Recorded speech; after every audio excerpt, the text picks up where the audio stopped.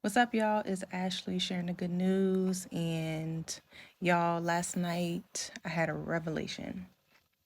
And I wanted to share it with y'all because I feel like it's super important. Okay. We got to have compassion for people who are living in sin. And, even when it's someone that hurt you, and it's like you kind of go through, I don't know if everyone does, I know I have.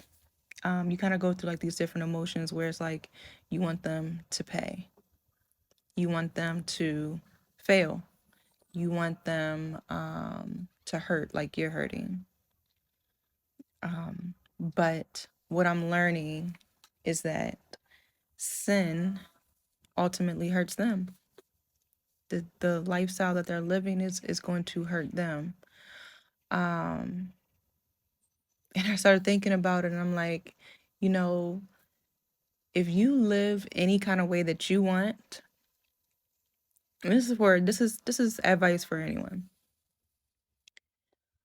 If you are living any kind of way that you want to live, those are the people that wake up at 50 or whatever random age, and they're just full of regret.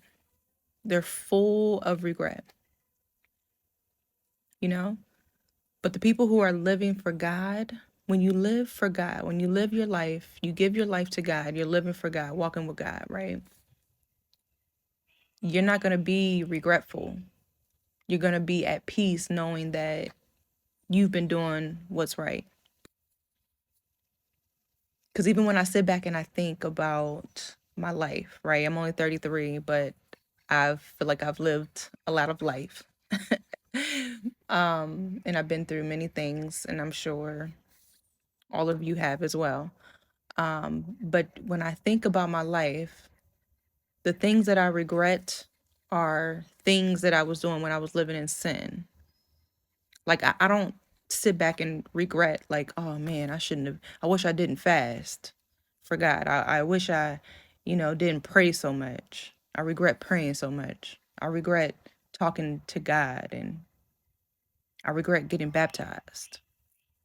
Like you're not gonna regret doing the things that you're doing for God. All the things that I regret are from when I was living a life of sin. Um, And don't get it confused like, oh, Ashley's saying that she's not sinning now. She must think that she's perfect. No, no, no, no, no, no. And I think that's what a lot of people in general, not just believers, they get it confused, thinking that, oh, when you become a believer, you cannot sin. You can't do, there's nothing you can't do wrong, or you're just not a good Christian. And that's not the truth, because Jesus is the only one who lived and died without sin, without any sin, and God knows that we are imperfect people. So in order for you to live holy, yes, you can live holy. Yes, you can live without sin, but this is what I mean. Hear me. What I'm saying is, as soon as you sin, you repent for that sin, right? Better yet, let me explain. Instead of me going towards sin, I'm running away from sin. Like you have like if you're already thinking in your head like, okay, I'm going to smash so and so tonight. Like that's just what I want to do. I'm doing it, and I'll ask for forgiveness later. Like no, that's running towards sin. But if you say in your mind, if your intention is like, yeah, I'm not doing that, yo. Like I'm not doing it. I'm not doing it. But then you end up doing it. You repent after that. You repent after that. That is how you live holy. Because God knows your heart, so you can't fake the funk with him. So you can't be like, oh yeah, like my intentions were not to do it. Like, nah, God knows your heart. God knows your heart. So I'm talking about you truly are not trying to do it, but then you accidentally do it, or you just fall into it. You're weak. You know, God knows. God knows it all.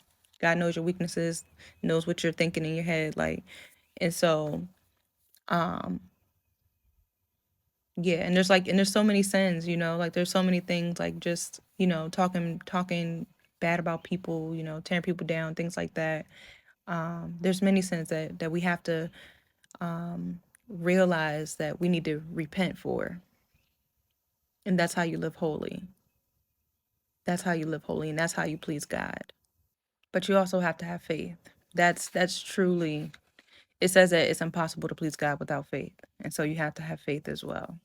But the point is, you know, don't waste your life. That's something I was watching. A friend of mine sent me a sermon, and it was talking about don't waste your life. Like, what are you gonna have? What are you gonna give to God? Like, what are you gonna say that you've done once when you're face to face with God, right? And He's like, show me what you did with your life.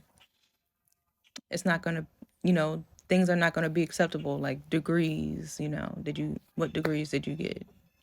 Or you pass, you know, uh, CDL license, things like that. That's not gonna be acceptable.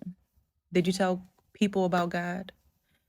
Were you even an example for people to be able to follow? Like there's been people that believers that I've come across along the way, and they've encouraged me to pick up some of the things that they're doing, you know, living like how they're living, like not listening to secular music and stuff like that. Like when a girl told me that she didn't do that and like how she does it, I was just like, that is amazing. Like I need to do that. And I started doing it. Thank God. But you know, it takes time. This is a process, and this is a journey that you go on with God until you die. You're going to be learning and repenting up until the day that you die. And that's a good thing. But you're going to be changing. You're going to be learning, and you know, you'll overcome things. But you don't want to wake up one day and be like, man, what did I do with my life? Even before you die and have to explain that to God. Like, you don't want to be here in this world and wake up and be like, man, I didn't do nothing with my life.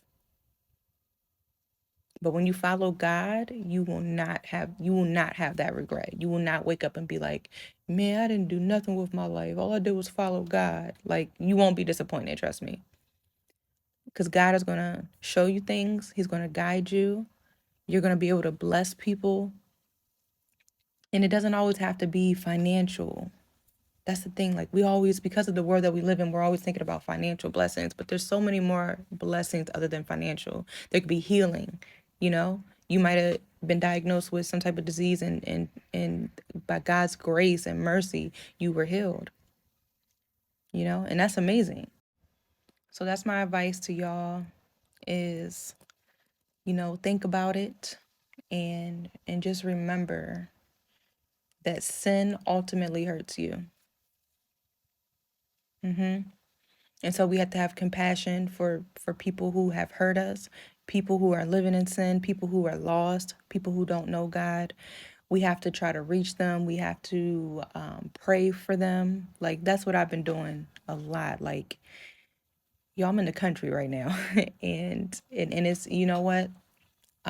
This week, I'm realizing like I needed this. I needed this time that I'm not gonna get back. And I'm thankful that I'm spending it the way that I am. I'm giving a lot of time to God. I'm giving a lot of time to prayer, being connected with people who are praying with me. You know, I'm listening to sermons. That's what I've been doing every day for a long time. Anyway, but it's like that's all I'm doing. I'm not even distracted by watching TV because I don't watch TV. And so, you know, this journey is just amazing. And, you know, I hope more people learn about God. I hope this video helps them. I hope it reaches, you know, whoever it needs to reach. And, you know, don't waste your life. I love y'all.